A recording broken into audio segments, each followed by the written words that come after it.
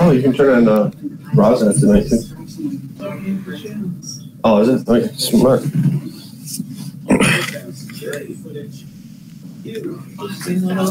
All right. So is Sarah aware that she cannot go into labor while we're recording this, right? Yes. Sarah's well aware of that. I even talked to Logan too. Oh, cool. Deadpool 2's on there. I already talked to Logan. It's like, hey, you can't come out until after we're done recording tonight. So. All right. No. What? Let me do my audio checks. Check 1 2. Check 1 2. Check 1 2. Check 1 2. Ryan, can you hear me? AJ, I can hear you.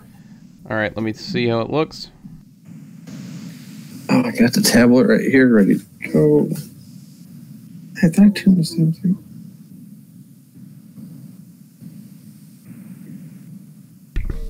If I bleed tonight, ladies and gentlemen, welcome to the Luke Life Podcast. I'm your host, AJ. Okay, well, last check.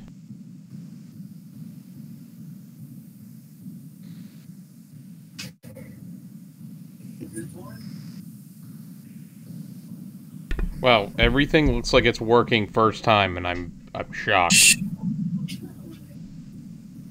Can you hand me that charger, hun, for the tablet, please? Thanks. Hopefully this will reach and reach. It should, because it's on top.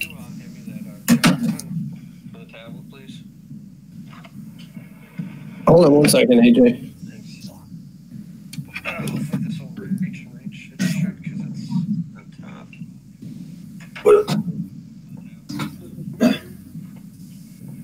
Hold on 1 second, AJ. There it goes.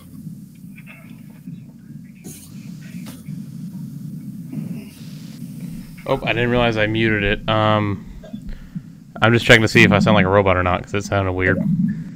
Do you sound like a robot?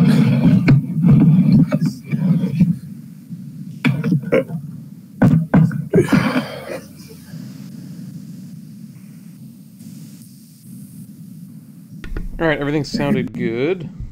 All right, cool. I have to get my tablet charger, because that's where I do my pics and save the pics.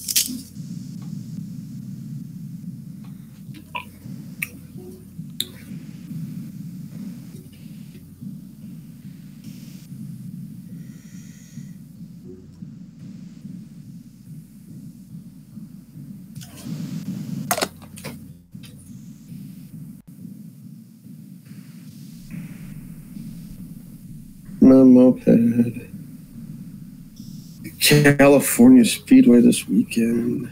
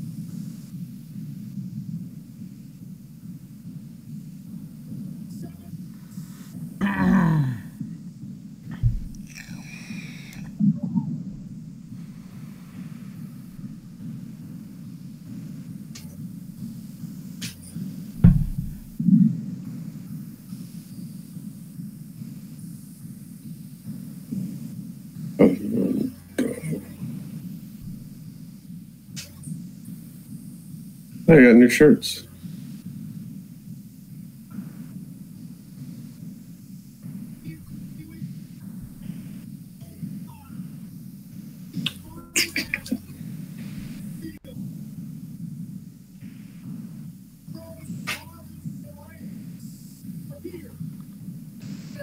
Oh, the shield is here. Yeah, you got it. Of justice. That's right.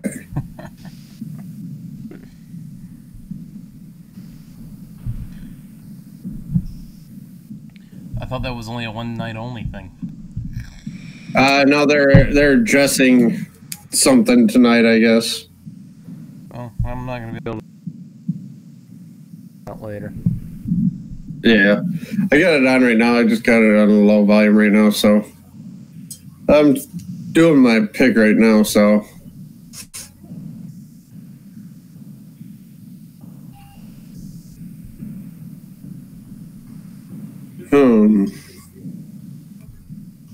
I know who my dark horse is.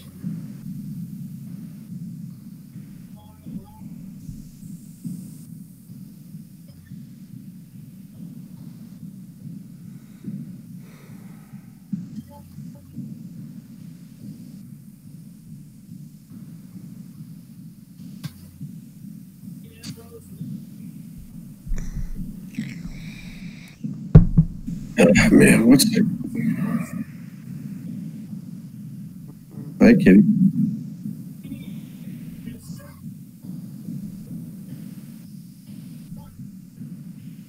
I don't think I picked him all year, so.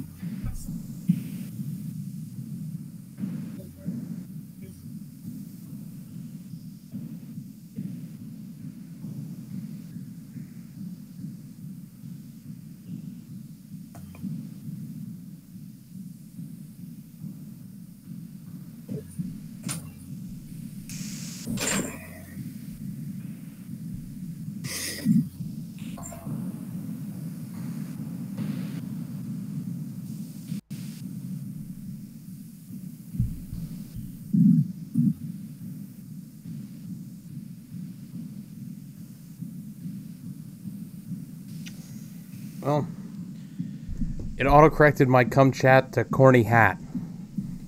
Oh, nice. So come corny hat with us. What up, Brandon? I'm thinking of my pick for the cup. California Oh, fuck me. high speed.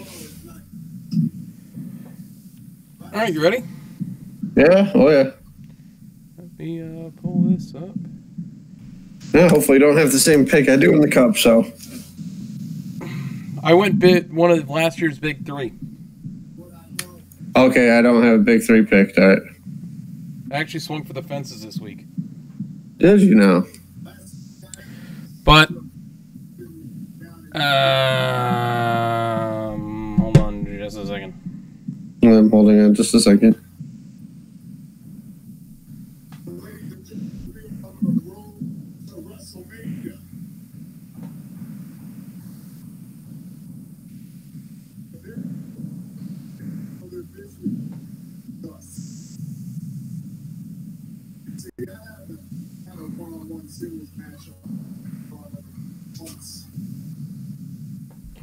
All right, let's roll it. All right. If I bleed tonight, if I am sad tonight, I don't have a job to find. And if I work tonight, if I'm so tired tonight, I'll fall asleep when I'm home. When I'm Ladies and gentlemen, welcome to episode 54 of the Loose Lugs podcast, a rare Monday edition of the show.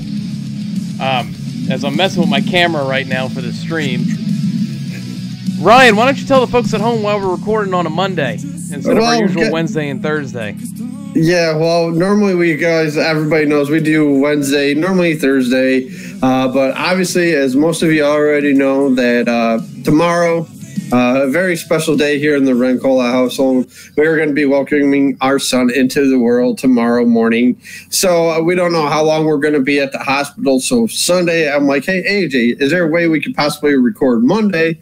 I mean, granted, yeah, not all the penalties have come out and not knowing the driver entry list for the, our pick'ems. But let's just get this show out of the way. Get ready for the, tomorrow with Logan arriving.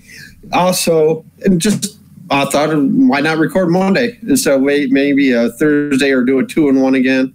So, but yeah, definitely, we're definitely looking forward to it.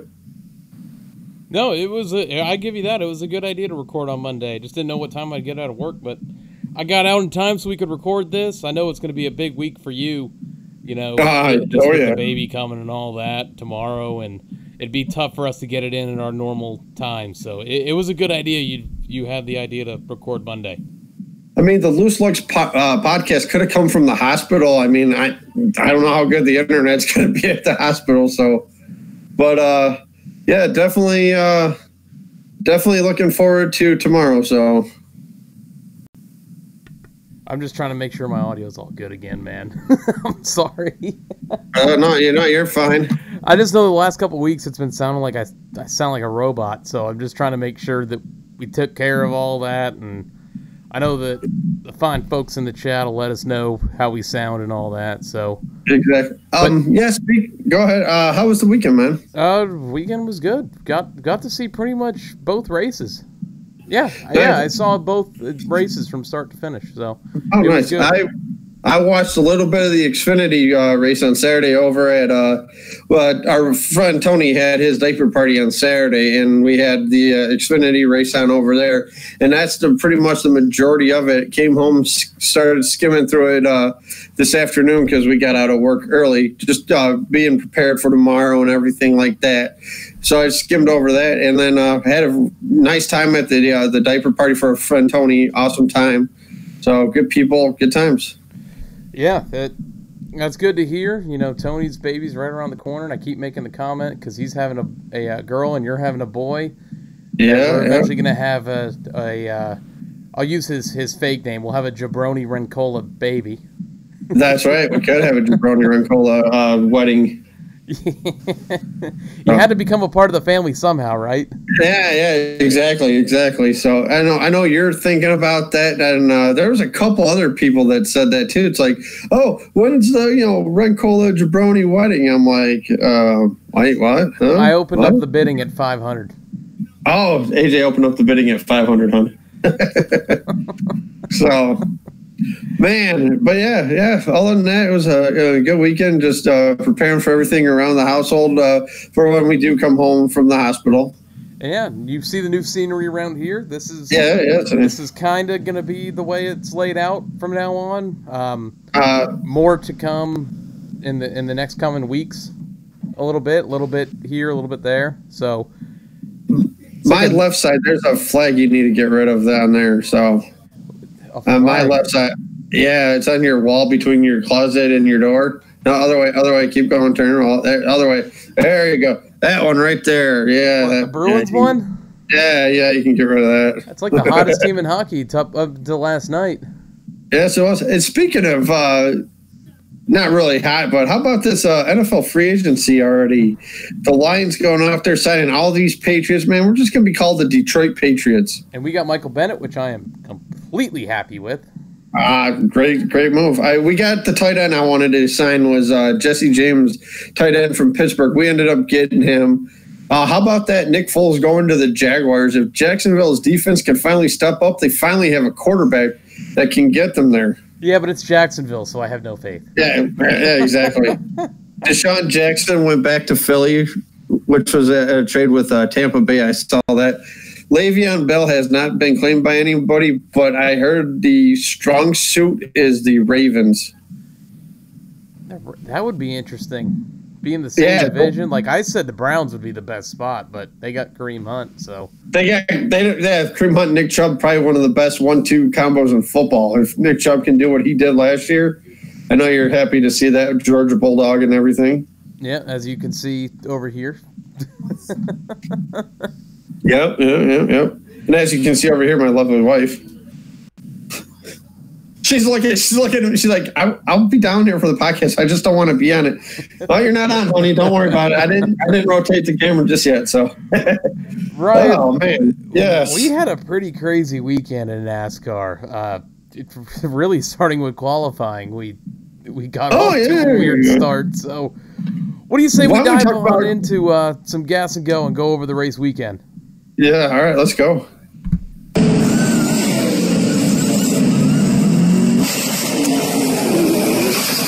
I'm even having the right sound effects this week. So this week is going phenomenally so far. Man, maybe we should record on Mondays more often. Yeah, the only thing that sucks about recording on Mondays is it's like it's the first day back at work. Yeah. I never get enough sleep on a Sunday night to get into work on Monday, so I'm dead tired when I get home.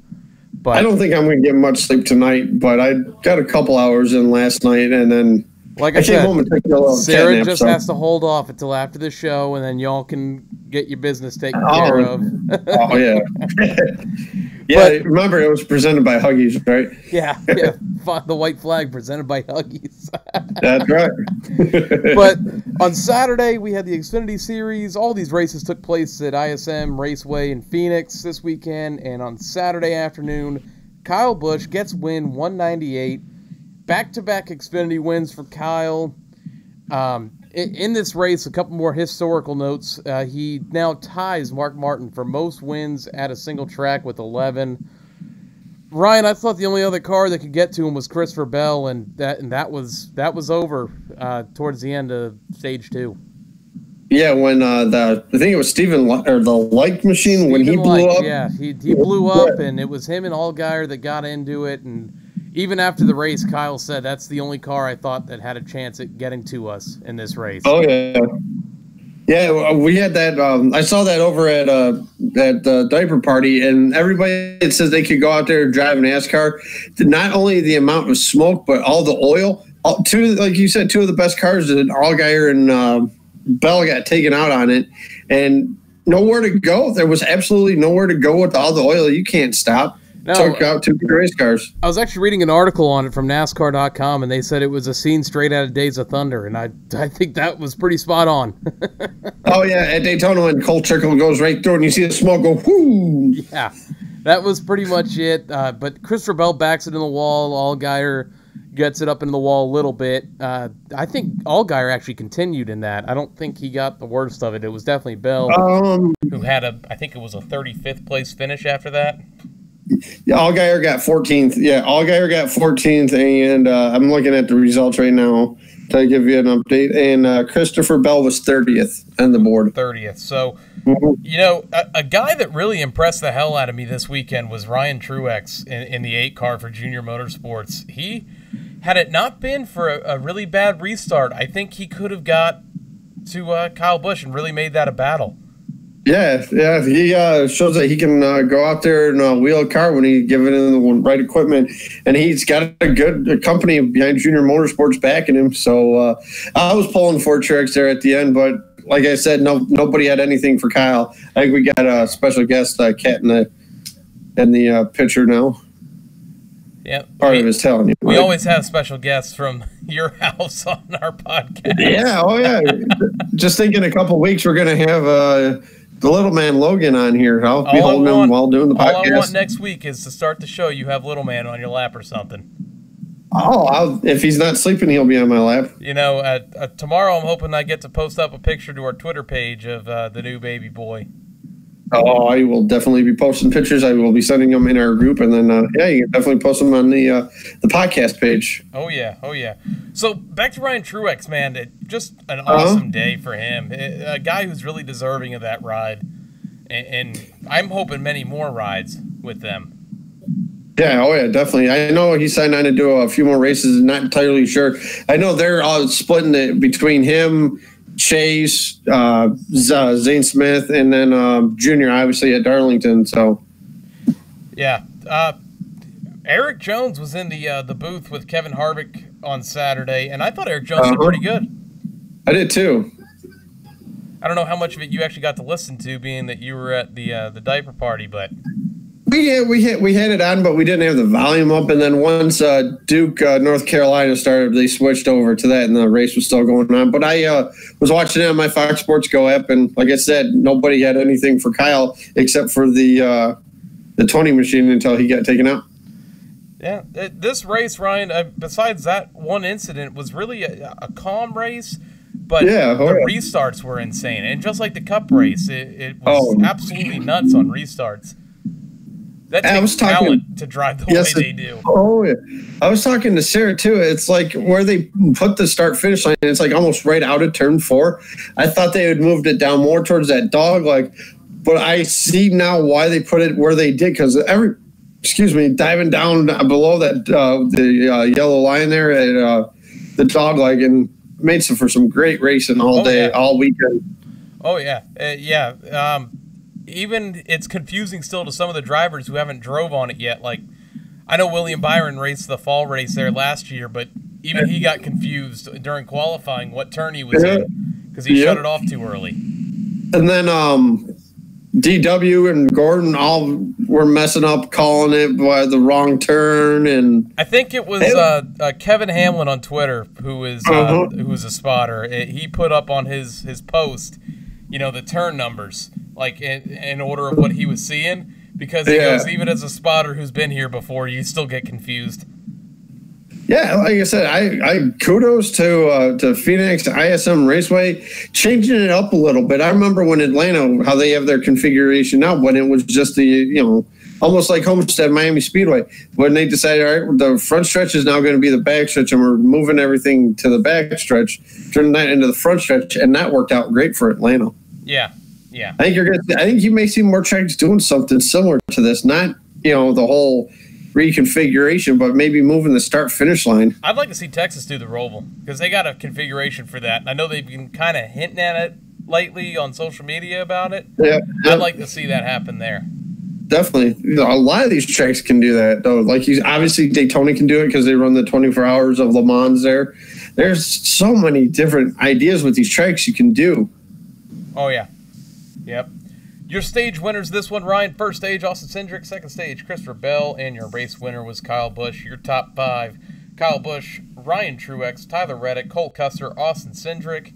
And your standings following Phoenix, Tyler Reddick, Christopher Bell, Cole Custer, Michael Annett, Brandon Jones, Austin Cindric, John Hunter Nemechek, Noah Gragson, Justin Allgaier, Ryan Sieg, Ross Chastain, and Justin Haley. Your next race is Fontana this coming Saturday, or Auto Club, whichever you prefer to call it. 5 o'clock p.m. Eastern on FS1. Michigan's little sister. Is that what you call it? I could, yeah, because it's identical to Michigan almost, besides a little bit different banking, though. Still get good racing out there, so. And it's another track that we can kind of see what this package is going to do. That's what I'm excited for, for both races this weekend. But then go ahead. There's a guy that's been really impressing me this year so far, and that's Austin Cindric. He's been battling up there, man. I mean, he's been up there just about every race. He's been in the top 5 or top 10, throughout the race. So Penske's got a good guy there. Yes, they do. Moving on, we had the Monster Energy NASCAR Cup Series Sunday. And Kyle Busch gets win number 199, sweeps the weekend. He's now one shy of 200. It was an absolute domination for the second half of that race for Kyle Busch. But with the win, Ryan, I have to ask the question before we go over the race. Whose 200 to you is more impressive? And I understand there's a lot of banter back and forth on whose is more impressive. So who do you think is more impressive? They're all right. Hear me out. They're both impressive, okay? Anytime you can get behind the wheel, go out there, win 200 times. Granted, yeah, you're in different series, as is Kyle. Petty was in the same series the entire time, winning the 200 races. They're both impressive. That's where I stand. I know we may not be the biggest Kyle Busch fans here, biggest Kyle Busch supporters, though, but to do what he does, granted, I think they're, like I said, they're both impressive, so. I've got a little bit more of a broken down version of what you're kind of saying, because initially looking at it, I think Richard Petty's was more impressive, but then I think about it this way. Richard Petty wasn't racing against equal competition his entire time. The cars were whatever you brought, you raced it. You're talking about a time where research and development wasn't as much as it was, like driver skill. Yep. Everyone raced in the Cup Series because that was the only series you could run in. So you're also racing against guys who, like nowadays, would be Truck Series or Xfinity drivers or even ARCA guys. There was a point where Richard Petty was too quick for NASCAR, so they kicked him out. Yeah, I remember that. To the people that say Richard Petty also won races on Mondays at fairgrounds and all that, listen, I get that, but he was also racing against other Cup guys in those same events and still winning. Yep. Now, the thing with Kyle is I know how we talk about and beat him up for always winning in the lower series and all that, but he's also competing against those series best. So not only is he doing it in the Cup Series, where we have more different names winning more than we ever did before, but you're also talking about in the Xfinity Series, where he only gets, between the Xfinity and Truck Series, I think it's like 9 total opportunities to get wins in those series. And he consistently does it, beating their best, and these guys can also learn from him. I'm not saying that Kyle's or Richard's is more impressive than the other. I just think that you can't really compare the two. Exactly. And I think it's such a wide span. Like 10 years ago, we would have never thought that anyone would come close to catching Richard Petty's 200 wins. Well, here's a guy here in Kyle Busch that, yeah, it might have taken 3 series to do it, but he's actually accomplished it in the same fashion as Richard Petty did. And I told you this on Sunday. Was it Friday? I think it was Friday. I told you this Friday. Listening to that one interview that Kyle had this weekend in the media center with Jeff Gluck, when Jeff Gluck asked him what he thought was going to happen this weekend, and he gave the response of, I don't know, you're going to have to tune in and watch. Because none of us know. You're going to have to tune in. I said to you, Kyle Busch reminds me a lot of a cross between a Dale Earnhardt on the track and a Tony Stewart on the mic. True.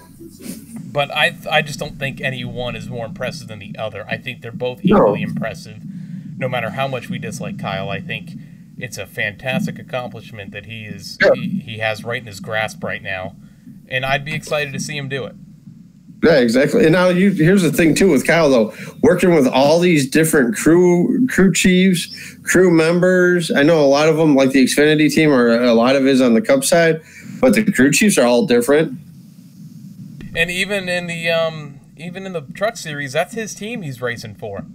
Yeah, exactly. That's his own guys, that he's brought up. So, and his crew chief in the Truck Series needs to get a Cup ride, or crew chief, a Cup team. And we talk about how we mainly talk about the Joe Gibbs era of Kyle Busch because that's what he's most dominant in. But he was kicking ass when he was with Hendrick too, in the Busch Series. So Kyle's a guy that you could put in any ride out there, and I think he could still compete with anything out there. He won the first ever race with the COT, the Car of Tomorrow, the one that with that. No, don't get me started on the wing in the back. I believe that was Toyota's first ever Cup win too. No, that was he drove it. He won it with the Hendrick. He won it in the 5 car.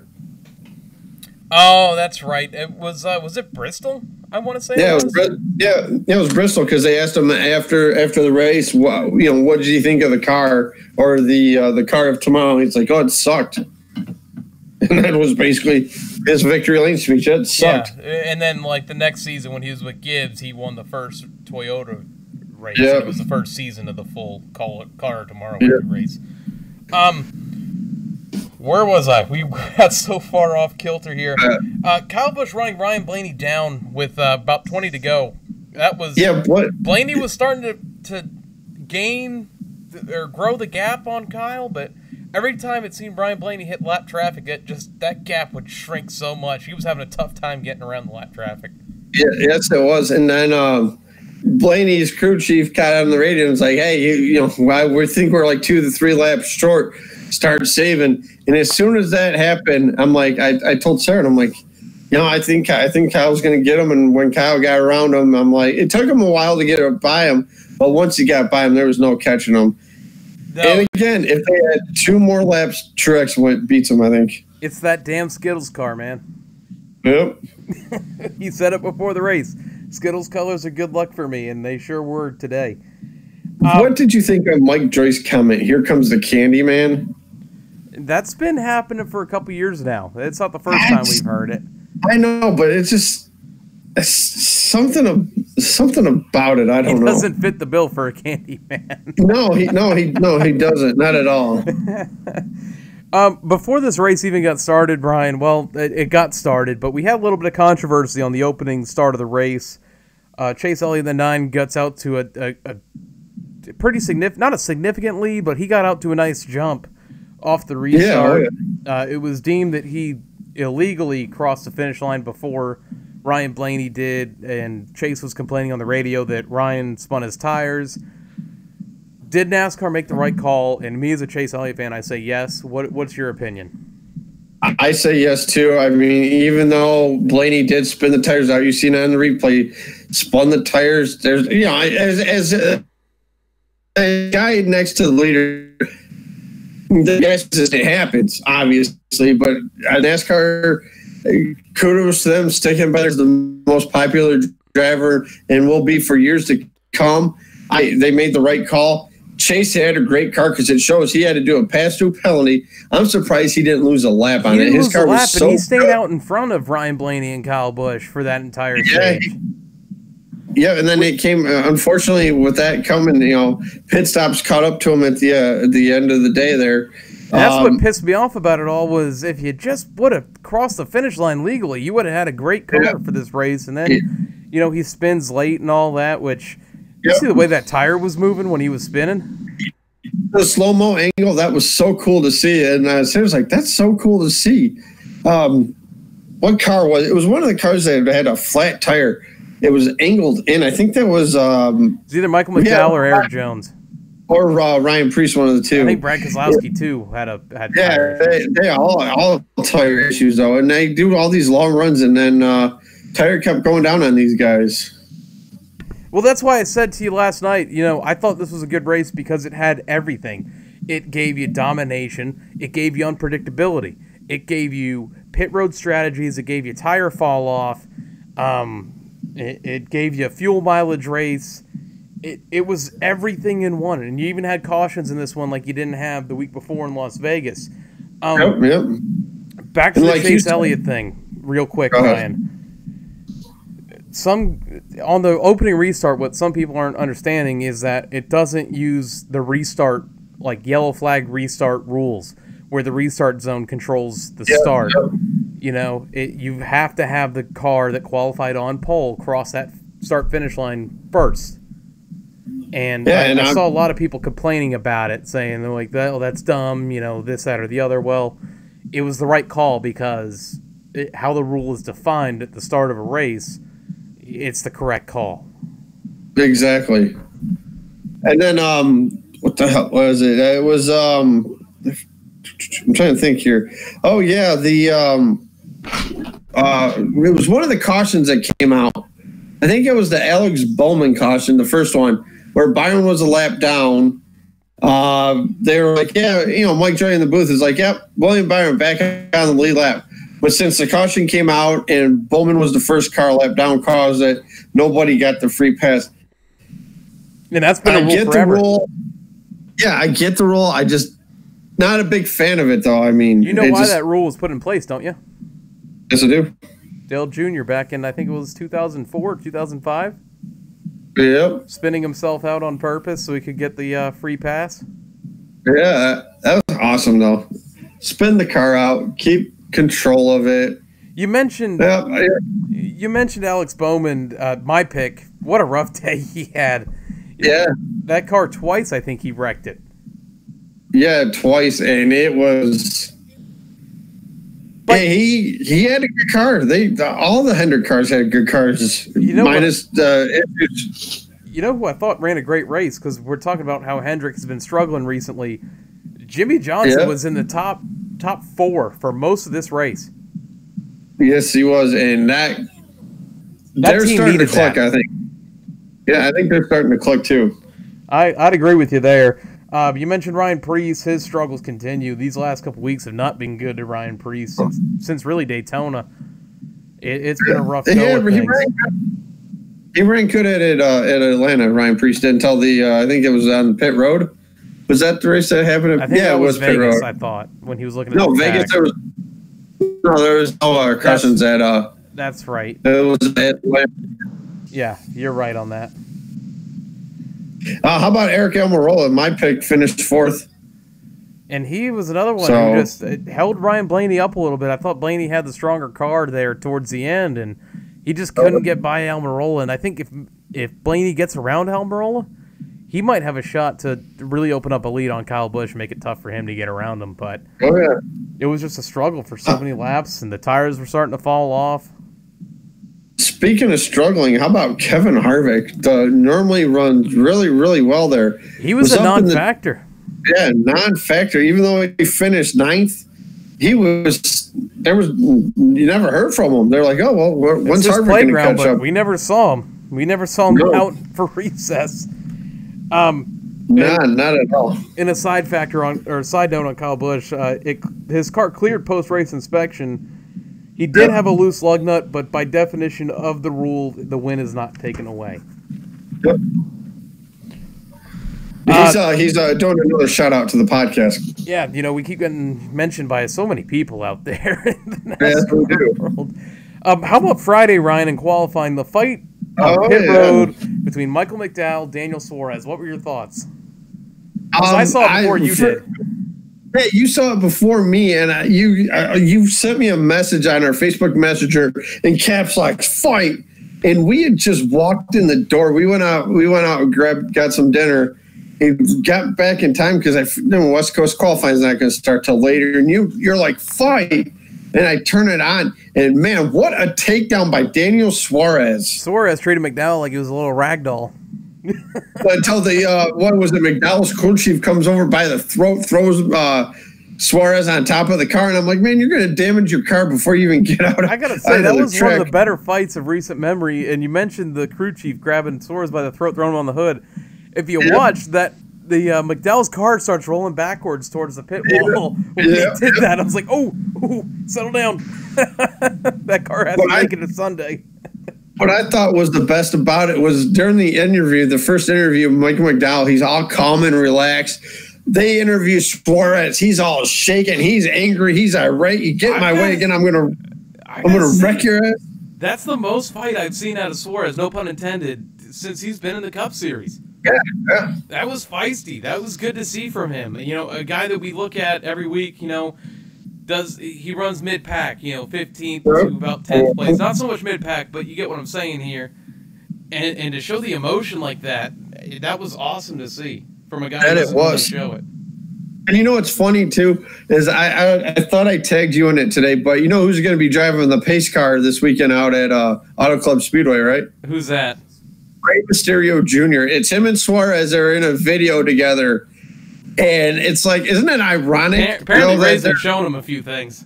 Yeah, Rey may be showing him a few things and everything like that. But I guess Mysterio is going to be driving the pace car. For those who don't know, Rey Mysterio is a WWE superstar, won the world title, one of the best known cruiserweights of all time.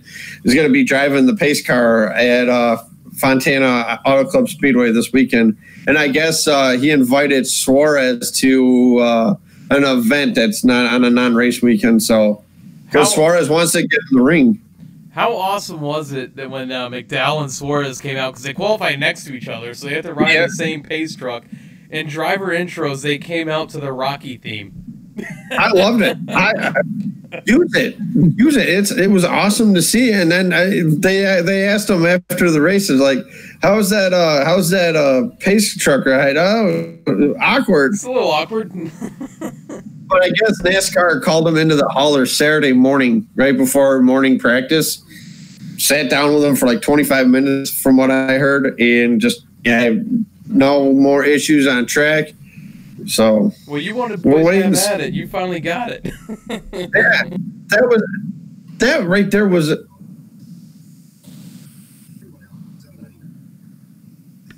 You still there? Yeah, your device will restart, update, and leave plugged in. Do you know what this means, Tom? Uh-oh. We interrupt this episode of the Loose Lugs podcast to bring you some technical difficulties. How likely are you to... They're asking all these stupid questions. Brian, you continue with that. Fix that, and I'm going to go through our stage winners and all that. But yeah, go ahead. The restarts were crazy in this. So we had a couple times where it was 5 wide. It was awesome. The racing was awesome. But your stage winners, first stage, Ryan Blaney. Second stage was Kyle Busch, and your race winner was Kyle Busch. Your top 5 following this one: Kyle Busch, Martin Truex Jr., Ryan Blaney, Eric Almirola, and Denny Hamlin. Your standings following Phoenix was Kyle Busch, Joey Logano, Kevin Harvick, Denny Hamlin, Martin Truex Jr., Kyle Larson, Eric Almirola, Brad Keselowski, Kurt Busch, Ricky Stenhouse Jr., Clint Boyer, Ryan Blaney, Chase Elliott, Eric Jones, Jimmy Johnson, and Alex Bowman. Your next race is Fontana/Auto Club this Sunday, 3 o'clock p.m. Eastern on Fox. The last of the West Coast swing, too. And, man, I got to say about them restarts, unbelievable racing. The fans in attendance, I seen a lot of people on a lot of the NASCAR pages posting video of it.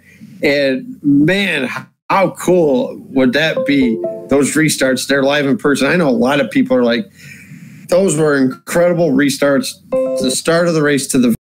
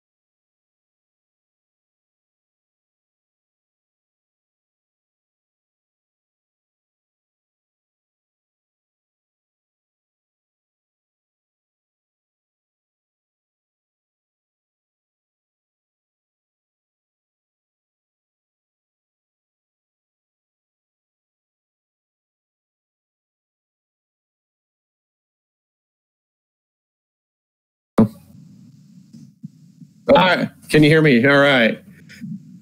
All right. Good.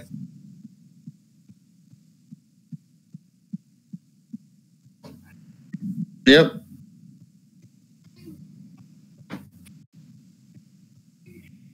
All right, I think we're back. I think we're good. Wow, I don't know what just happened. I'm gonna have to edit that when I do the edits of the show. Sorry about that, folks. Yeah, I don't know what happened, but we're back. You were talking about the restarts, Ryan. Why don't you pick back up where you left off there before we had that happen? Yeah, like I said, I don't know. Like the people, like I've seen on the Facebook, on Twitter, posting the video, like all these smartphones now, you can record. Awesome to see. That would be one track I would love to get to, is out at the Phoenix. Yeah, I love the way they reconfigured it. I'd love to see a race. I do too. You know, I would have loved to have seen a race with the original configuration. Oh, same here. But even now, with the way it is, I think it's going to be awesome racing for a couple years to come. And the crowd was awesome there. We're going to get into that a little bit here in Tire Rub. But all right, yeah, a little Tire Rub. But what was your thoughts? I thought it was a great race. From the start to the finish, yeah, I wasn't too happy with the winner. But, hey, congratulations to that team. Showing that they are definitely championship material again this year. But out of 10, I give it maybe an 8.5. Some good restarts, good side-by-side action. Well, you know what, Ryan? Let's get into Tire Rub and talk about some excitement from the weekend and what other fans thought. All right, go ahead. Left side. Pull this lever fender out, left side. Tire Rub is the point in the show where we go over the news of the week. And being that it was a quiet news week, Ryan, the one thing I wanted to hit on was the ratings for yesterday's race is up by, I think it was like 2.4%. Oh, nice. It's on an upswing for the third straight week. It's been a while since NASCAR has had such a streak in the ratings for quite some time. And you look at the crowd yesterday, it was a great crowd out there in Phoenix. Are the fans starting to come back to the sport? And if so, why? I think they are. I think a lot of people are coming back. I think they wanted to see the closer racing. They don't want to see, like we've said on prior episodes, they don't want to see a leader go up by 14, 15 seconds on the second place guy. Maybe the rest of the field, okay, but yes, they're definitely coming back. I seen a guy on, I think it was Facebook. Yeah, it was Facebook. Said this is like one of the worst Phoenix crowds he's ever seen. I thought it was a pretty damn good crowd. I thought it would look just shy of what it looked like last year during the Chase race. Yeah. I still thought it was a pretty decent crowd that showed up. You know, we go to some of these tracks where we can barely fill half of it. So Yeah, exactly. Indy. I thought it was pretty good. Yeah, I thought it was too. And like I said, with these new rules package, I think you're seeing that good competitive racing. I think people are watching it on TV now, and they're like, hey, let's go check that out. Because there's been times I've gone out to a race, and I talk to people, oh, this is my first time. I just started watching it on TV. See them after the race. That was the best thing I've ever freaking seen. Yeah, and I'm like, yeah, there you go. It's really nice to see the sports on an upswing right now, and 3 straight weeks with ratings going up is going to do nothing but continue to put asses in seats, you know? Yes, it is. I think that there's a lot of things to do with it. I think also the fact that there's just so many drivers that haven't really made a name yet for themselves, or, you know, are just starting to make names for themselves, that it's getting people back into it. It's almost like the days when you had your Jeff Gordons coming up, your Tony Stewarts, and your Jimmy Johnsons. Like, this is that next generation of drivers. Yeah, because you got Kyle, you got Chase, you got Truex, you got Byron. Let's put it this way: you've got your vets, you got your Jimmy Johnsons, you got your Kyle Busch, your Kevin Harvick, Martin Truex Jr., Busch, Kurt Busch is still there, and then you look down the sheet and you go, oh, I don't know who half of these people are. It's bringing fans of, you know, when Gordon was racing, and those fans who left when he was still racing coming back. Same thing with Stewart. You know, I even think that after Junior left, I think we're finally starting to see some of those fans start coming back and finding new drivers to cheer for. I don't think Kyle Busch has ever been cheered as much as he has been this season. Yeah, I don't either. I mean, I'll still boo him, but that's just me. So. Damn it, Richmond. 2008. Yeah, no kidding. But and I think too, though, with the, you know, like you said, we've seen these good racing, like Daytona. I thought that was an excellent race. Atlanta was I think one of the best races of the year so far. Was fun. And same with last weekend at Vegas was good, and yesterday was good. Let's see what happens. 2 mile, big oval, high speed. See what happens this weekend. Yeah, I honestly can't wait to see what happens this weekend with Fontana. I think it's going to be really, with the new rules package, it's just going to bring a whole new level of excitement to it that we haven't had in a while, and I hope we see another good crowd out there. I know that before the race weekend started, I think it was Thursday. Or no, it might have been Wednesday when we recorded the show. I went and saw tickets to see what was still available for Phoenix, just to see what type of crowd we were going to be looking at. Not many open seats.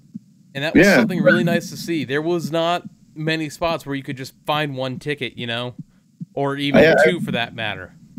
I did the same thing yesterday because it was on one of the Facebook page. I think it was on Auto Club's Facebook page. They're like, "Hey, who's all coming out to the race?" And I'm like, you know, people are like, "I'm getting my tickets. I'm walking up the day of the race to get them." And I look, there's some open spots, there's some open seats, but that's to be expected right now. I mean, but you said, I think attendance has been up this year.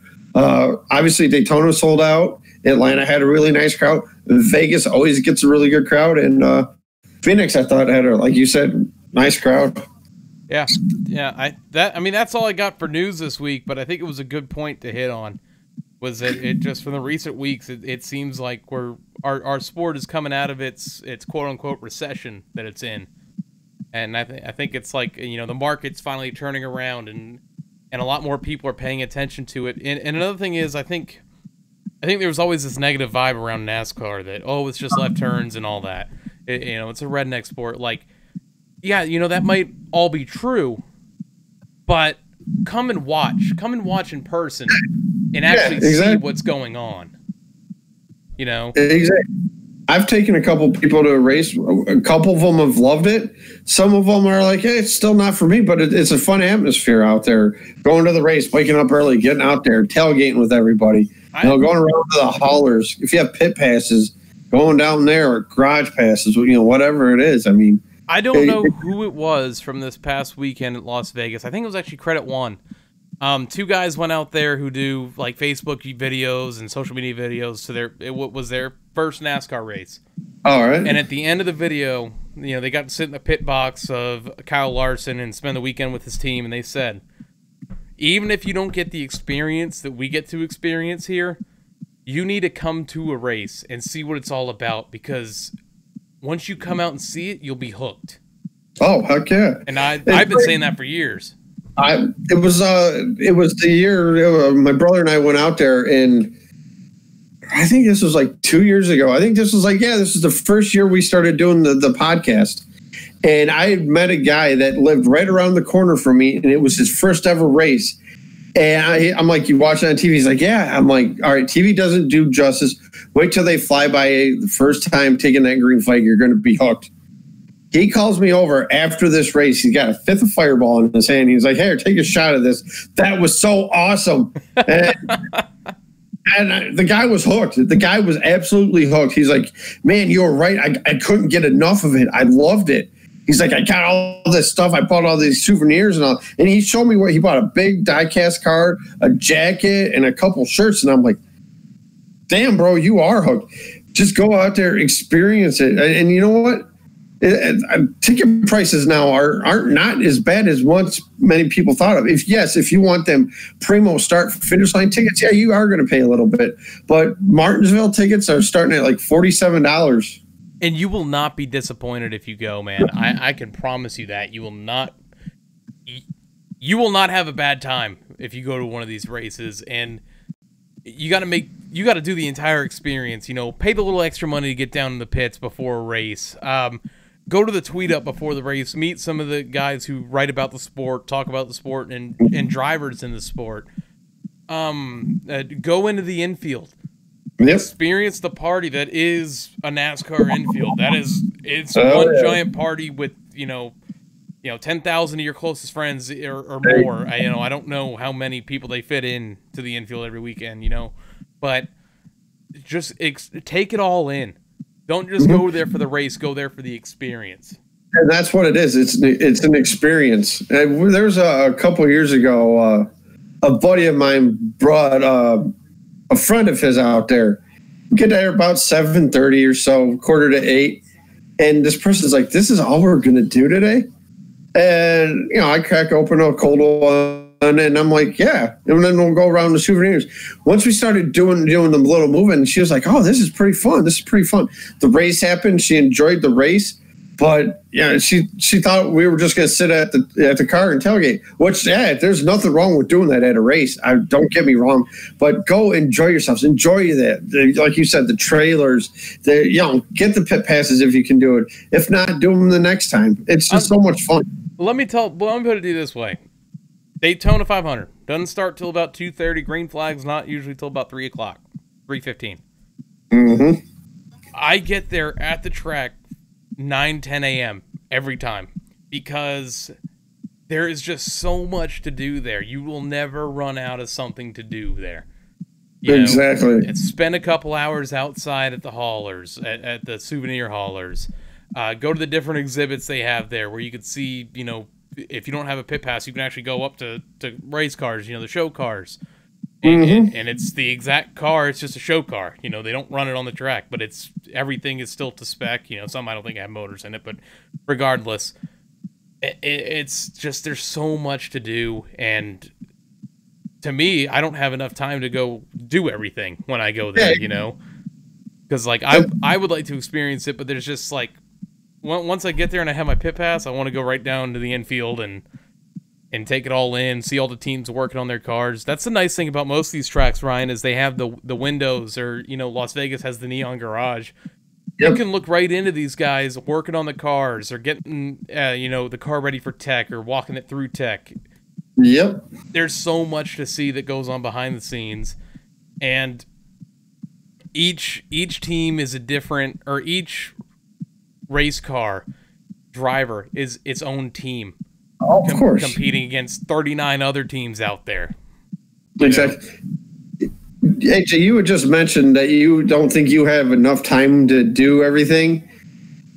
When we camped out there, I had told Tony, what to expect from the racing aspect, but from the camping idea, I had no idea what to experience.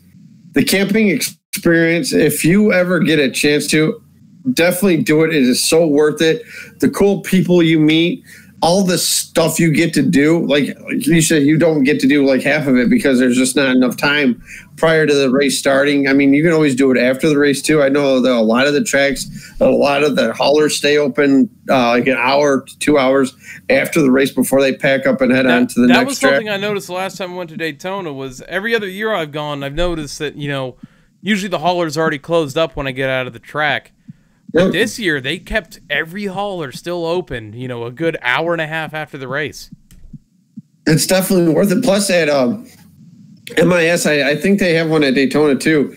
They got a nice little flea market area with a lot of the older, like, I could go back down there and get a Goodrich Chevrolet Dale Senior shirt for like $10-15, a Mark Martin Viagra shirt, which is pretty cool shirt if you ask me. But yeah, you know, you can do all of that, and that's the camping experience. Not only did we do that, they had a mechanical bull that we were watching people fall off left and right, laughing our rear ends off. The party atmosphere is so awesome. Just the overall fan experience at a NASCAR race is second to none. I agree with you. You. But that does it for news this week. Not so much news, just more of us preaching to you to go to a NASCAR race than anything. That's right. But it's time to get into some social media, Ryan. All right. There it is. I was wondering where the sound effect went. It finally played. We are up to 1,030 downloads on Podbean, iTunes, and Stitcher. 274 followers on Twitter, 25 subscribers on YouTube, 77 likes on Facebook. New follower shoutouts this week are Brad Lawrence at Brad3312 and Trevor Knapp at Trev Knapp. Podcast shoutouts this week, we've got, as always, the Lap Traffic Podcast, the PTM Podcast, the My Opinion Therefore Fact Podcast, the All Turns No Breaks Podcast, the Side Draft Podcast. Once again, thank you for the logo, Side Draft Podcast. The Masscast 3 Wide Podcast, and the Final Lap Weekly. Places you can find us on iTunes, Podbean, Stitcher, and YouTube by searching in the Loose Lugs Podcast. On Twitter, we are at Lugs Podcast. You can tweet us about the show using the hashtag LugsPod. And don't forget, at 300 followers, we're doing a giveaway. Stay tuned for more details on that. Ryan, when I said we are on iTunes, Podbean, Stitcher, and YouTube, you know, you got to hit that search bar, find us, hit the follow button, hit the subscribe button, just so you can hear that ding, Ryan. Ding! Almost forgot to do that this week. My ding's not that good this week, so. On Facebook, we are the Loose Lugs Podcast, and our personal Twitter handles, myself, is at Grey Goose F150, and Ryan? Arwen Cola 88. Ryan? Yeah. You had a rant this week. Yes, I do. Let's take it away. Ryan's rant. Woo-hoo. All right, guys. Before this rant starts, we're out at dinner at Applebee's tonight, and I'm talking to Sarah, and I'm like, nice Sarah, family dinner down at the Applebee's. That's right. Talladega Nights. There it is. Talladega Nights. All right. So we're gonna but we didn't get kicked out of the Applebee's. But I asked Sarah. I got so angry during yesterday's race. What was it about? And she told me what it was about. And then I remembered it was during some multiple cautions yesterday during yesterday's race. We're going to go side by side during caution laps. Are you serious? I get irritated when IndyCar does it, when they do the side by side during a caution. Like, this is a good time for y'all to just take a full commercial break. Exactly. Why not caution? Okay, I understand if they're getting ready to come to pit road, then pop up with your little side-by-side action thing. But for the love of race fans, caution flags do not need side-by-side. Please. 100%. Guys, agree with that. So many times we probably miss some good side-by-side racing. Maybe a battle for the lead. Oh, but we're side-by-side on this caution, man. Let's watch them go around at 45, 55 mile an hour. Here we go.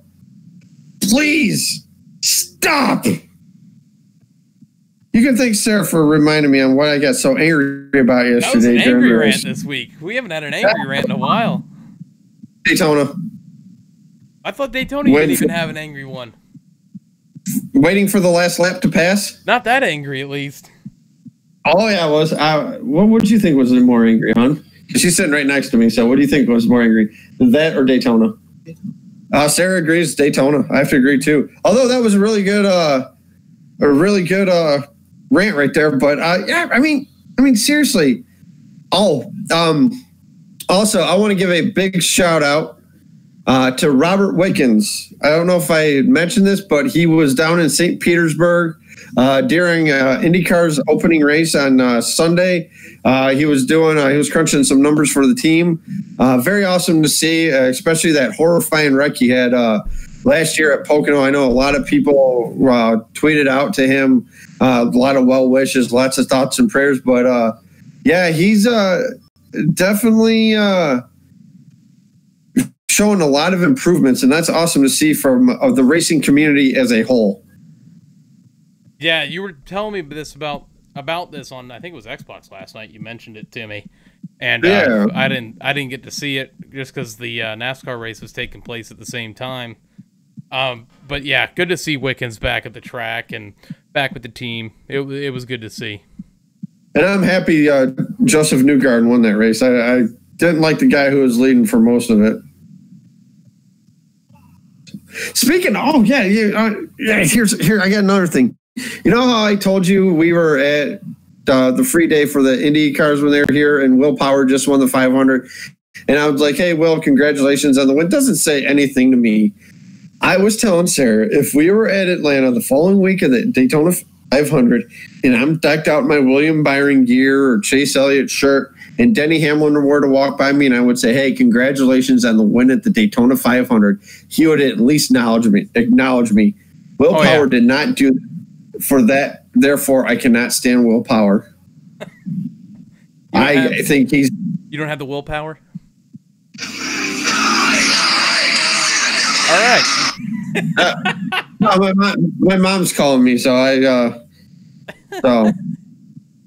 It is. We have just had a wacky show today. I've got a new ringtone, by the way. Slipknot, Devil and I.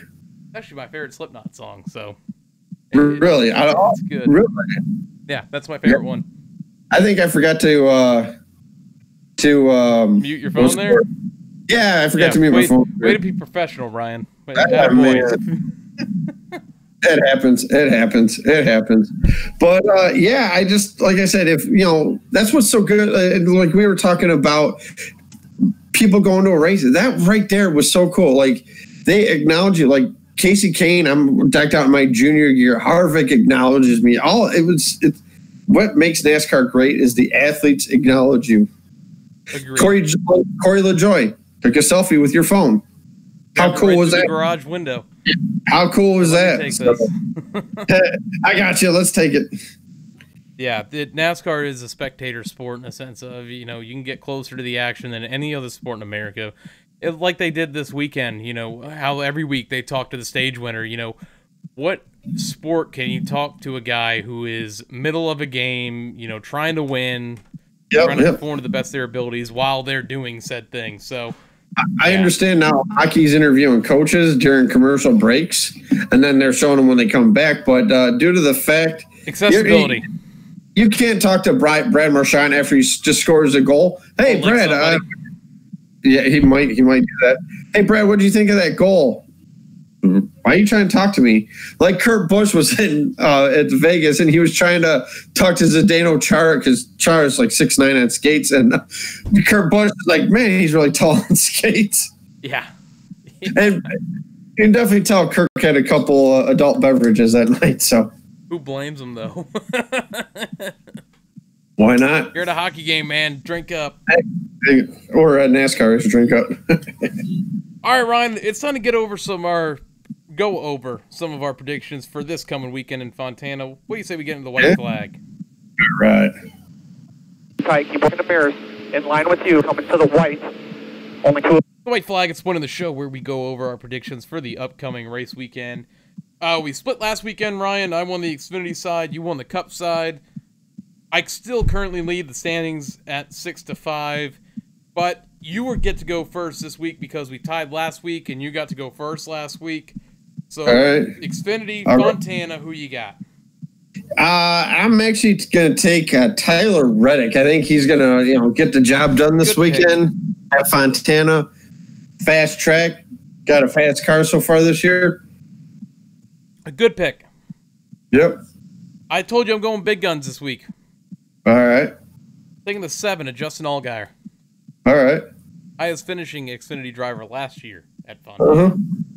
On the Cup side, Ryan, who do you have?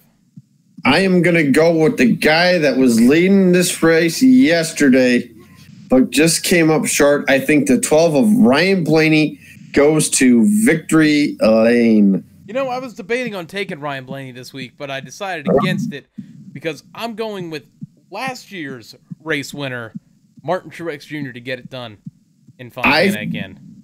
I thought about that. I thought about it, but he's been close this year. All different drivers. That's what I'm going with. Yep. My dark horse, going to be the gentleman on my hat, William Byron. Got a new one for a dark horse for you this week. All right. This man has won a championship. In fact, he's won 7 championships. Really? It feels weird to say this, but I feel it needs to be said that I'm taking Jimmy Johnson as a dark horse. I thought dark horses were like one race winners. Has he won a race in over a year? No, he hasn't, but he's won multiple races. He's won the Clash. I know he has. The Clash race in almost 2 years. Because I thought you said, and I think we can go back on this, that the dark horse had to be a guy that hasn't won more than 2 races in his career. I mean, if I'm not mistaken. If you want to go with that, I can always go with I can go with a Ricky Stenhouse again, but I don't want to do that. I could go with an Austin Dillon. I'll take an Austin Dillon as a sleeper, but my real sleeper is Jimmy Johnson here. I think you said that. I mean, how about this? They have to have more than one race last year. I don't care how you want to put it. My actual sleeper is Jimmy Johnson, but for the show, I guess I could say Austin Dillon. I think you can say Jimmy's Jimmy a guy you have to watch out for this weekend, just because this is one of those tracks, and I'll have to go through a little shameless plug for someone who doesn't even sponsor us, but our NASCAR preview and press guide here, media preview and press guide. I gotta go to Auto Club and find Jimmy Johnson. I think Jimmy Johnson's won, was it 5 of the last 10 races here? Something like that. Let's see. 1, 2, 3, 4, 5. Yeah, he's won 5 of the last 10 dates here. So, I think Jimmy's a safe pick for a sleeper. Oh, yeah. And I've already used him up in my pick'em, because I used him at Daytona. But that does it for me. Yeah, pretty good show.